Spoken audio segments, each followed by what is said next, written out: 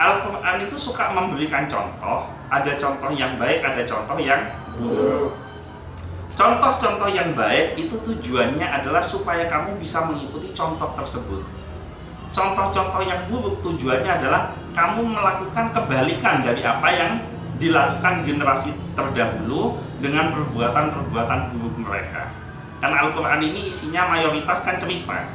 Al-Quran ini isinya kebanyakan sejarah. Termasuk kita dari awal bulan Ramadan kemarin sampai saat ini, kan yang dibahas ini kan cerita sebenarnya kan. Cerita tentang Bani Israel. Nah, Bani Israel ini di dalam Al-Quran digambarkan contoh yang baik atau contoh yang buruk? Yang buruk. Orangnya Assalamualaikum warahmatullahi wabarakatuh. Waalaikumsalam warahmatullahi wabarakatuh. Alhamdulillah wassalatu wassalamu ala rasulillah Sayyidina Muhammad ibni Abdillah wa ala alihi wa sahbihi wa mawalah amma ba'du. Alhamdulillah, pada malam hari ini kita kembali melanjutkan kajian rutin di bulan Ramadan, yaitu Tafsir Ibnu Katsir. Dan pada malam hari ini kita melanjutkan kajian tafsir di surat Al-Baqarah ayat yang ke-81. A'udzu billahi minasyaitonir rajim. Bismillahirrahmanirrahim. Bala man kasaba sayyi'atan wa ahatat bihi khati'atuhu fa ulaika ashabun nari hum fiha khalidun. Bala, ya, man kasaba sayyi'atan, barang siapa yang telah berbuat kejahatan, wa ahatat bihi khati'atuhu, kemudian dirinya diliputi oleh dosa dari kejahatan yang diperbuat, faulaika ashabun nar, maka mereka itu adalah penghuni neraka, hum fiha khalidun, mereka kekal berada di dalamnya.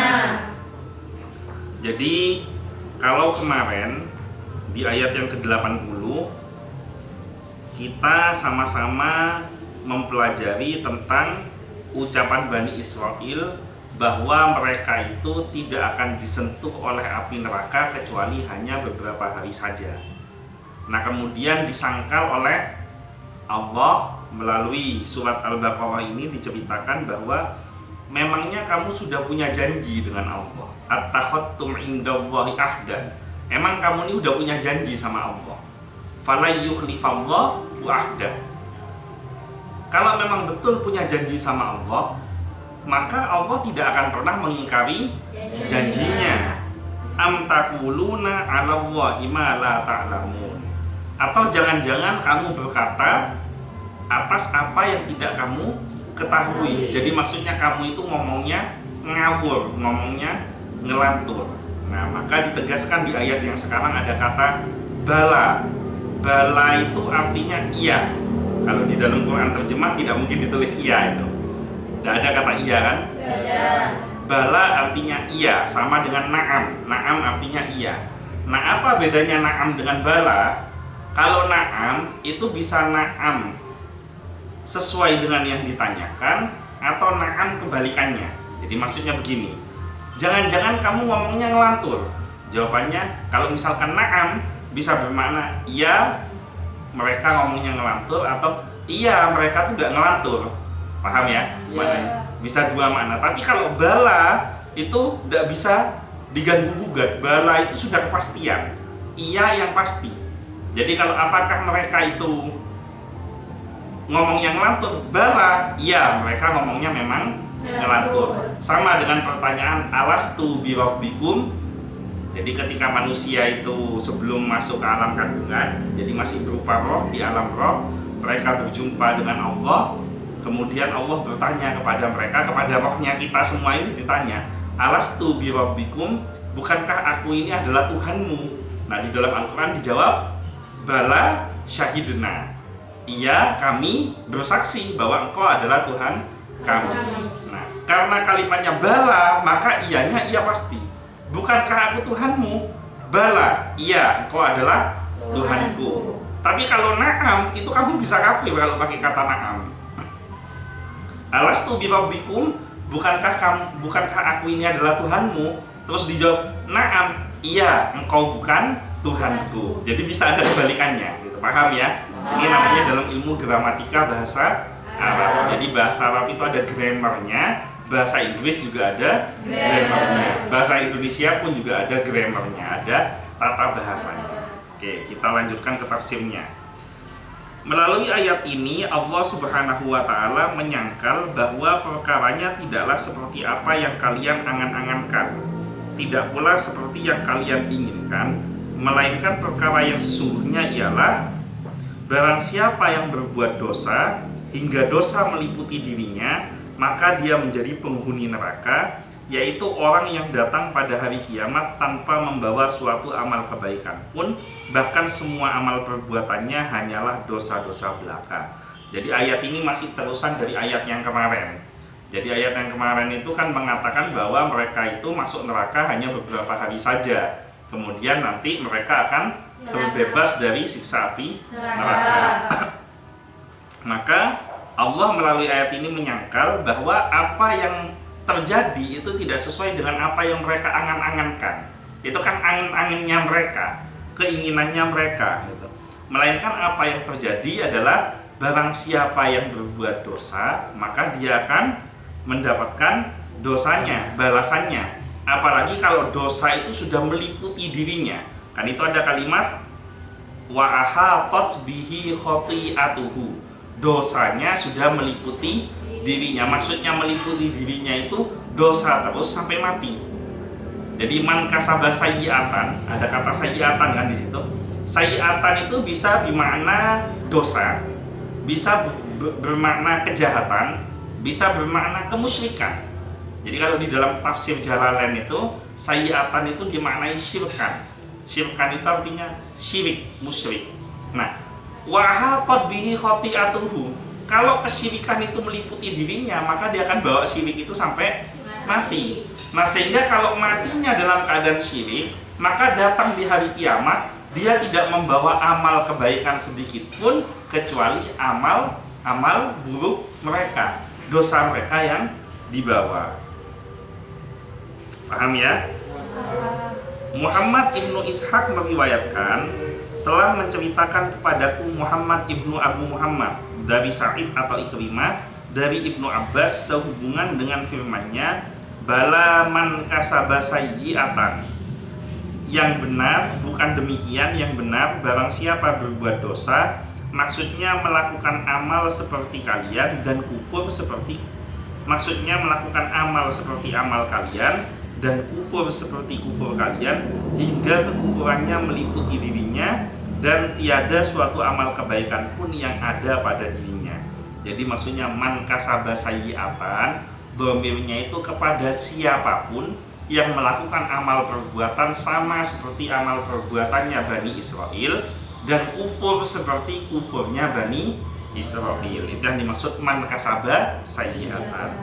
Sehingga tidak ada suatu amal kebaikan pun yang ada pada dirinya.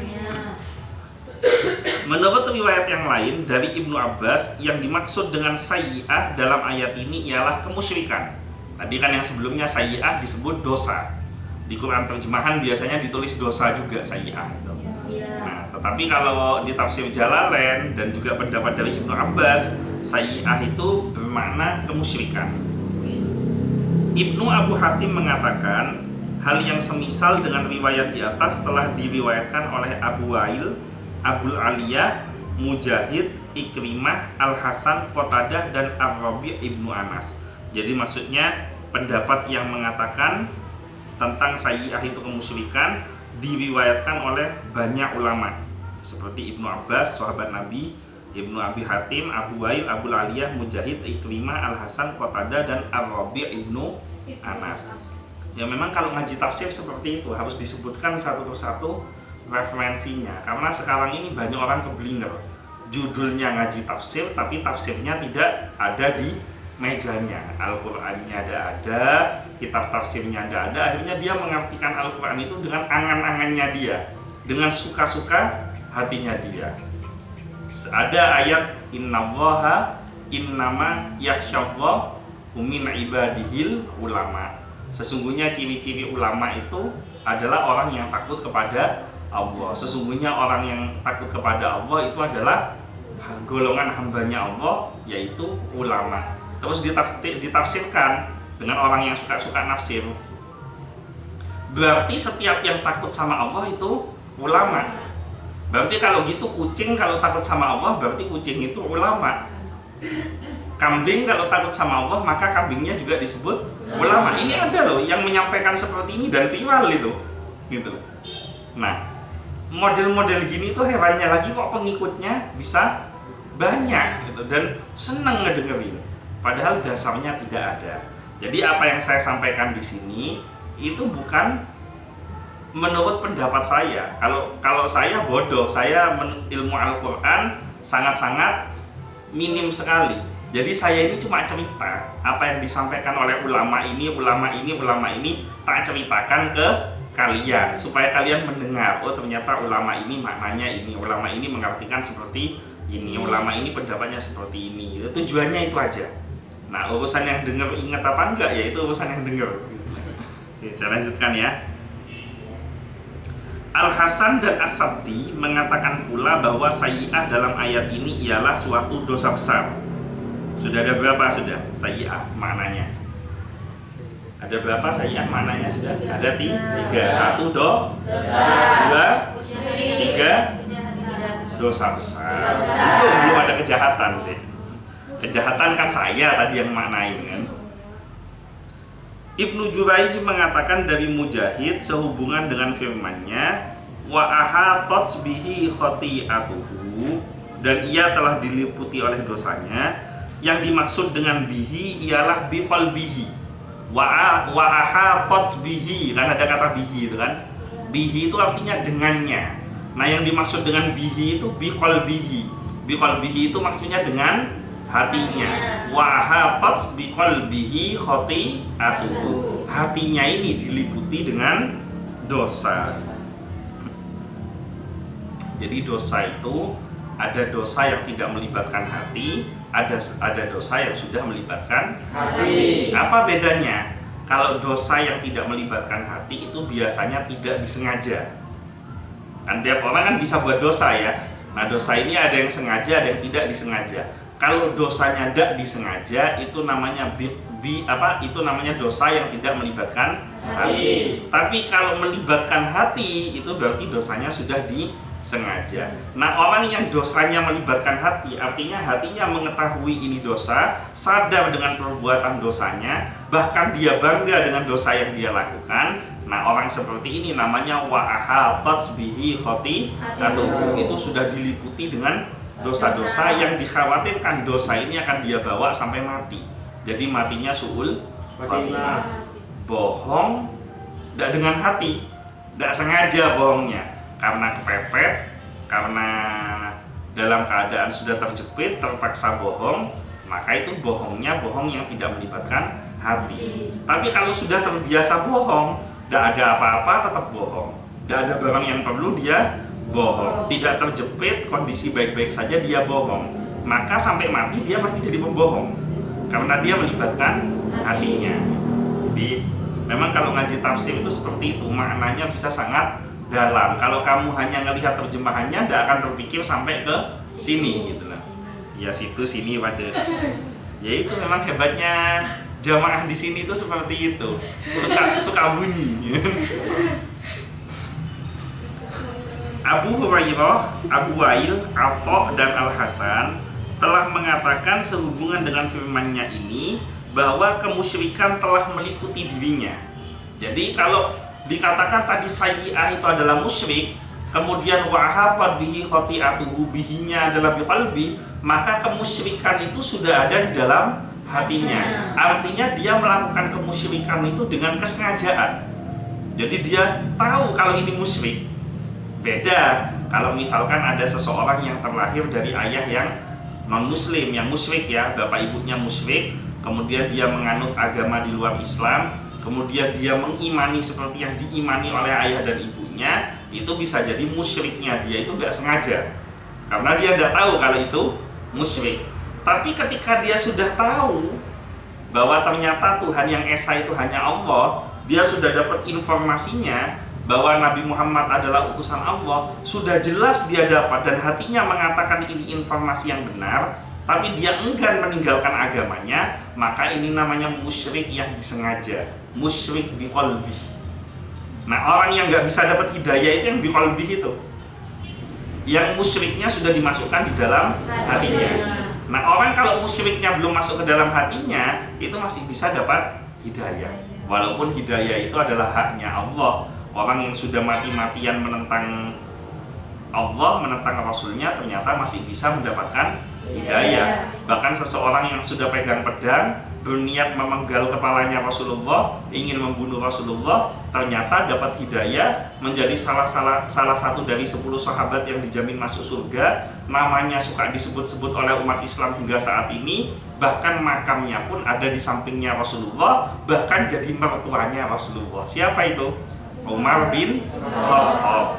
Umar bin Khattab punya putri namanya Hafsah. Hafsah ini menjadi istrinya Rasulullah, salah satu istri Rasulullah. Pertanyaan kemarin, mumpung ingat ini, siapa salah satu anak lakinya Rasulullah? Kemarin disebutkan Qasim dan Ibrahim. Siapa satu lagi? Abdullah. Jadi Abdullah, Qasim, Ibrahim. Hampir saya lupa. Saya lanjutkan. Al-A'mashi dari Abu Razin dari Ar-Rabi' ibnu Khaisan sehubungan dengan firman-Nya ini mengatakan bahwa yang dimaksud oleh ayat tersebut ialah orang yang mati dengan membawa semua dosanya sebelum melakukan taubat. Hal yang semisal telah diriwayatkan dari As-Saddi serta Abu Razin. Jadi wa ahatat bihi khati'atuhu, menurut Ar-Rabi' ibnu Khaisam bahwa wa ahatat bihi khati'atuhu adalah orang yang mati dengan membawa dosanya sedangkan dia belum sempat bertaubat. Jadi wa ahatat bihi khati'atuhu, matinya belum taubat, berarti matinya su'ul khatimah.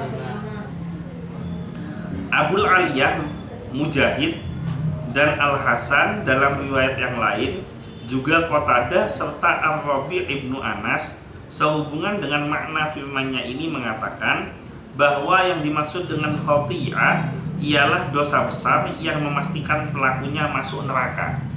Jadi menurut Ar-Rabi' ibnu Anas bahwa khati'ah itu, kalau di dalam Al-Quran ada kata khati'ah, itu adalah dosa besar yang membawa kepastian pelakunya masuk ke dalam neraka. Semua pendapat yang disebutkan di atas mempunyai pengertian yang hampir sama. Kan hampir sama pengertiannya, maka tidak ada ikhtilaf atau pertentangan di dalam pengertian tersebut. Sehubungan dengan hal ini, layak kiranya bila disebutkan sebuah hadis yang diriwayatkan oleh Imam Ahmad bahwa telah menceritakan kepada kami Sulaiman ibnu Dawud, telah menceritakan kepada kami Amr ibnu Qatadah dari Abdul Rabbih, dari Abu Iyad, dari Abdullah bin Mas'ud, yang mengatakan bahwa Rasulullah SAW bersabda, "Iyyakum wa muhaqqaratiz dzunubi." Hati-hatilah kalian terhadap dosa-dosa kecil. Fa innahunna yajtami'na 'ala rajuli hatta yuhliknahu. Karena sesungguhnya dosa-dosa kecil itu akan menumpuk pada seseorang lalu membinasakannya. Nah, ini ada perumpamaan di dalam kitab tafsir Ibnu Katsir yang disampaikan oleh Rasulullah. Sesungguhnya Rasulullah SAW pernah membuat suatu perumpamaan kepada mereka sehubungan dengan dosa kecil ini. Perihalnya sama dengan suatu kaum yang turun istirahat di suatu tempat yang lapang atau padang pasir. Kemudian orang yang mengatur urusan kaum ini tiba, maka ia memerintahkan kepada seseorang untuk pergi mengambil kayu bakar. Lalu orang itu datang dan membawa kayu bakar. Si pemimpin memerintahkan lagi kepada yang lainnya untuk mendatangkan kayu bakar. Demikian seterusnya hingga mereka berhasil mengumpulkan setumpukan besar kayu api. Lalu mereka membakar kayu api itu hingga semua yang mereka lemparkan ke dalamnya menjadi hangus. Jadi orang kalau bikin dosa, kata Rasulullah, hati-hati dengan dosa-dosa kecil. Kenapa? Dosa kecil yang terbiasa kamu lakukan secara terus-menerus, itu lama-lama akan terkumpul menjadi dosa yang besar. Nah, ibaratnya contoh yang pertama, Rasulullah menggambarkan ada sebuah suku yang dipimpin oleh kepala suku. Anggap sekarang sebuah desa. Desamu ini dipimpin oleh Pak Tenggi, oleh kepala desa. Kemudian Pak Tenggi memerintahkan satu orang membawa kayu bakar sesuai dengan kemampuannya. Kemudian ditaruh. Setelah itu dia perintahkan orang yang lain sampai semua penduduknya itu bawa kayu bakar sesuai kemampuannya. Kayu bakar kalau cuma satu, kira-kira bisa menghasilkan api yang besar atau tidak? Tidak. Tidak bisa. Tapi ketika kayu bakar ini jumlahnya banyak, walaupun sedikit tapi datang terus-menerus datang, lama-lama kan menumpuk menjadi sebuah gunung kayu bakar. Nah, ketika dinyalakan, maka ini akan menjadi api yang sangat besar sehingga apapun yang dilemparkan ke dalamnya akan menjadi hangus. Seperti itulah dosa-dosa kecil yang kamu lakukan tanpa sadar. Dilakukan satu terus kamu lakukan tanpa ada keinginan untuk bertaubat, tanpa ada keinginan untuk mendekatkan diri pada Allah. Maka dosa-dosa yang kamu lakukan ini lama-lama akan menggunung seperti kayu bakar, sehingga akhirnya ketika dosanya sudah terlalu banyak, maka jalan untuk mendapatkan hidayah sangat repot. Ciri-ciri orang susah mendapatkan hidayah itu ada tanda-tandanya. Satu, dia selalu merasa muncul rasa enggan atau rasa malas dengan sesuatu yang berkaitan dengan pahala. Urusan pahala itu dia selalu merasa malas atau enggan. Sholat, males. Ngaji, males. Baca Quran, males. Ikut majelis ilmu, males. Sodakoh, males. Itu berarti pertanda hatinya sudah mulai ada tumpukan demi tumpukan dosa-dosa yang dia lakukan tanpa dia sadari, sehingga lama-lama menumpuk di dalam hatinya. Itu contoh pertama. Contoh kedua diibaratkan dengan gelas. Nah, anggap aja gelasnya bening, putih. Ini kan hijau, ini kan. Anggap aja ini putih. Airnya anggap aja udah penuh, sudah diminum dikit. Nah, kemudian ambil tinta satu tetes, celupkan di dalam air ini. Kira-kira airnya masih tetap jernih atau tidak? Tidak. Masih ada jernihnya, karena baru satu tetes. Tapi kalau kamu teteskan terus-menerus, yang hitam itu terus diteteskan terus, lama-lama apa yang terjadi? Hitam, bukan keruh lagi, hitam pekat. Kenapa? Karena yang jernih, yang bening sudah tertutup dengan kotoran. Begitulah kondisi hatimu. Hatimu itu bening, jernih. Haudzuka sofil mubarrot. Jadi sofil itu artinya bening, mubarrot itu menyejukkan. Makanya kenapa jam'iyah sholawatnya Kiai Azaim namanya bening. Maksudnya itu membersihkan hati. Itu tujuannya. Ini jangan-jangan senang datang ke sholawat bening tapi nggak tahu maksudnya namanya bening itu apa. Ya baru tahu sekarang kan? Iya. Kasihan sholawat bening itu. Jamaahnya modelnya gini. Nah, hati itu aslinya kan bening, bersih. Orang yang terlahir ke dunia ini kan membawa hati yang bersih. Ketika dia terus-menerus melakukan dosa, maka barokah, bukan barokah, akibat dosanya, hati yang bening ini lama-lama menjadi hitam pekat, hatinya jadi kotor. Nah, sekarang pertanyaannya, kalau hatinya sudah terlanjur kotor, gimana cara membersihkannya? Paksakanlah dirimu untuk dekat-dekat dengan orang yang dekat sama Allah. Paksakan datang ke majelis-majelis ilmu. Kayak sekarang nih, ini anugerah buat kamu loh. Saya tahu di antara kalian ada yang mungkin memang senang ikut kajian-kajian seperti ini. Ada juga di antara kalian yang saya yakin gak suka sebenarnya ikut kajian-kajian seperti ini. Tapi yang gak suka sekalipun, itu sudah dapat kebaikan dari Allah. Kenapa? Walaupun gak suka, melalui saya Allah takdirkan kamu dipaksa ikut ngaji. Nah, barokah dipaksa ikut ngaji itu, kamu duduk mau ngaji, itu pelan-pelan hatimu yang kotor itu dibersihkan. Coba rasakan sudah dari awal ikut kajian dengan sekarang, ada nggak sedikit banyak perubahan yang ada di dalam hati kamu, yang ada di dalam pikiran kamu. Walaupun mungkin kadang-kadang yang disampaikan kamu tidak paham, tapi ada terasa ketenangan, kedamaian, pemahaman-pemahaman tambahan, walaupun itu jumlahnya bisa sedikit, bisa banyak. Nah, maka hidayah ini Ini kan hidayah nih. Kamu bisa sampai duduk di sini itu kan hidayah. Hidayah ini tolong dipertahankan. Nanti suatu saat ketika kalian sudah tidak bekerja di sini, tetap rajin-rajinlah datang ke majelis ilmu. Tidak usah milih-milih siapa kiainya, tidak usah milih-milih siapa ustadznya. Pokoknya dia ahlus sunnah wal jamaah, yang disampaikan benar, ilmunya ada sanadnya, mondoknya jelas di mana, gurunya jelas siapa, sudah kamu ikutin. Walaupun kamu bosen, walaupun kamu males, walaupun kamu tidur di tempat majelis itu, sekalipun kamu tidur, tetap kamu akan dapat barokah dari majelis tersebut. Ini kenapa begitu ngomong tidur ngelirik ke sana semua?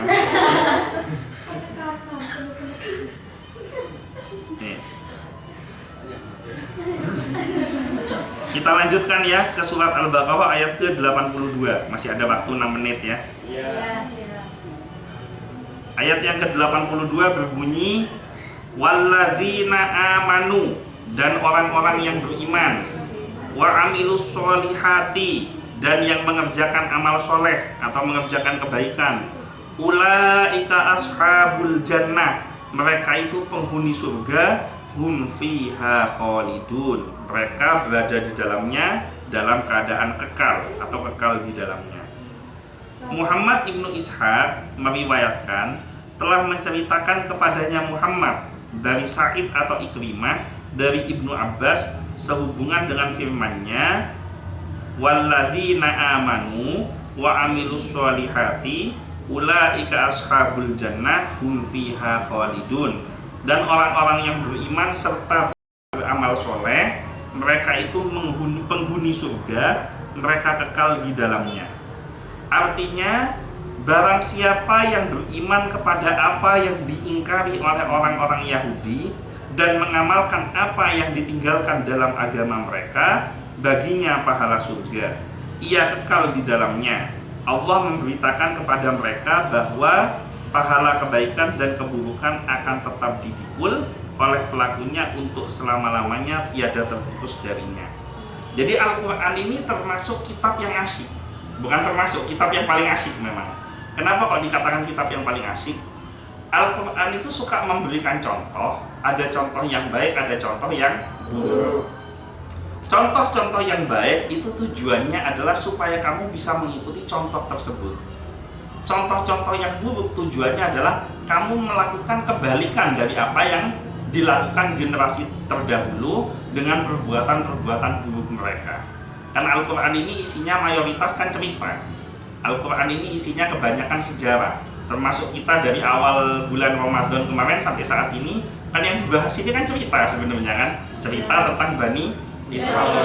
Nah, Bani Israel ini di dalam Al-Quran digambarkan contoh yang baik atau contoh yang buruk? Yang buruk. Orang Yahudi digambarkan dengan contoh yang buruk. Maka kalian kalau kepingin jadi penghuni surga, imani apa yang diingkari oleh orang Yahudi. Yahudi mengimani bahwa Allah itu punya anak, Allah itu punya keturunan. Maka kalian harus mengingkari apa yang diimani dan mengimani apa yang diingkari. Nah, artinya kalau mereka punya keyakinan Allah punya anak, maka kamu tidak boleh meyakini Allah itu punya anak. Allah itu esa, tidak beranak dan tidak diperanakan. Nah, kalau mereka ingkar bahwa Nabi Muhammad adalah Rasul Allah, maka kamu wajib iman bahwa Nabi Muhammad itu adalah Rasul Allah. Kalau mereka ingkar terhadap Al-Quran, maka kamu wajib iman kepada Al-Quran. Nah, setiap kamu melakukan apa yang mereka ingkari, maka di situ kamu akan mendapatkan pahala dan dicap sebagai penghuni surga.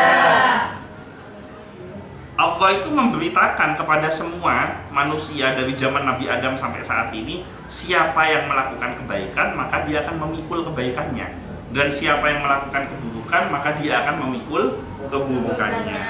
Dan pelakunya untuk selama-lamanya tidak akan terputus dari hukum ini, hukum baik dan buruk. Kita buat baik ada balasannya, kita buat jahat ada balasannya. Itu dari zaman Nabi Adam sampai kiamat besok, itu adalah hukum yang tetap, tidak bisa dirubah. Gitu. Ya diganggu gugat juga betul. Ya. Saya betulkan aja. Walladzina amanu wa amilus solihati, dan orang-orang yang beriman serta beramal soleh, yakni beriman kepada Allah dan Rasul-Nya serta mengamalkan amal-amal soleh yang sesuai dengan apa yang diperintahkan oleh syariat, maka mereka adalah penghuni surga. Tuh, coba kalau kepingin jadi penghuni surga tuh kamu sudah dikasih kata kuncinya loh sebenarnya. Cukup 2 saja. Kan di dalam ayat ini kan kepingin jadi penghuni surga 2 aja kuncinya. 1, amanu, iman pada Allah, iman kepada semua yang difirmankan oleh Allah, iman kepada seluruh utusan-utusan Allah yang menyampaikan firman-Nya Allah, iman kepada kitab-kitabnya Allah sebagai perwujudan dari firman-Nya Allah, iman kepada malaikat-malaikatnya Allah sebagai makhluk yang membawa firman-Nya Allah untuk disampaikan kepada utusan Allah, iman kepada hari akhir sebagai tujuan akhir kita manusia yang ada di dunia ini, dan iman kepada apa? Iman kepada qadha dan qadar. Iman kepada apa yang sudah ditetapkan kepada kita dan apa yang akan ditetapkan kepada kita. Qadha itu sudah ditetapkan, kalau qadar akan ditetapkan. Kayak contoh, seperti saya tidak bisa saya minta protes. Ya Allah, kenapa kalau saya ditakdirkan dari bapak ibu yang etnisnya Cina? Kenapa kalau saya lahir ditakdir mata saya sipit? Tidak bisa kamu waktu kamu mau lahir itu, waktu mau dimasukkan, waktu di alam roh mau masuk ke alam kandungan itu kamu udah dikasih kuesioner. Kamu kepingin masuk ke orang tua yang apa? A, Arab, B, Belanda, C, Cina, dah apa? Denmark. Nggak ada suku Denmark. Itu nggak ada pertanyaan itu sudah ketetapan dari Allah. Ya kamu sudah ditakdir bapakmu yaitu, ibumu yaitu, tidak bisa diganggu, tidak bisa minta apa kamu. Memang sudah takdirnya begitu. Itu namanya qadha gitu. Nah, siapa yang membuat kamu terlahir dari bapakmu dan dari ibumu? Itu siapa? Allah. Nah, ini harus diimani. Setelah imannya betul, imannya mantap. Orang kalau iman itu walaupun sedihnya tidak berlarut-larut, karena dia punya keyakinan apapun yang menimpa dirinya pasti atas izin Allah, baik itu baik atau buruk. Makanya di Ratibul Haddad kita kalau zikir kan ada Bismillah, walhamdulillah, wal khairu wasyarru bimasyiatillah. Ini tidak ada yang tahu wiritan Ratibul Haddad apa? Bismillah, walhamdulillah, wal khairu wasyarru bimasyiatillah. Wal khairu kebaikan, wasyarru keburukan, bimasyiatillah, semuanya atas kehendak Allah. Maka kalau misalkan datang kebaikan kepada kita, itu semata-mata kebaikan dari Allah untuk menambah nikmat kita. Kalau datang keburukan kepada kita, maka itu semata-mata kebaikan Allah untuk mengurangi dosa-dosa kita. Jadi itu orang iman tuh begitu, hatinya selalu tenang. Nah, setelah hatinya benar, wa amilus sholihat, melakukan perbuatan baik, amal-amal soleh sesuai syariat yang diperintahkan oleh Allah dan Rasul-Nya. Mungkin itu saja yang bisa disampaikan. Insya Allah besok kita tetap pembahasan di ayat yang ke-82. Mudah-mudahan semuanya panjang umur, sehat, selamat, mendapatkan syafaat dari Nabi Muhammad SAW. Al-Fatihah. Iya karena berdua iya harus lain. Sekian dari saya, kurang lebihnya mohon maaf. Wallahul muwaffiq ila aqwamit thoriq. Wabillahi taufiq wal hidayah. Wassalamualaikum warahmatullahi wabarakatuh.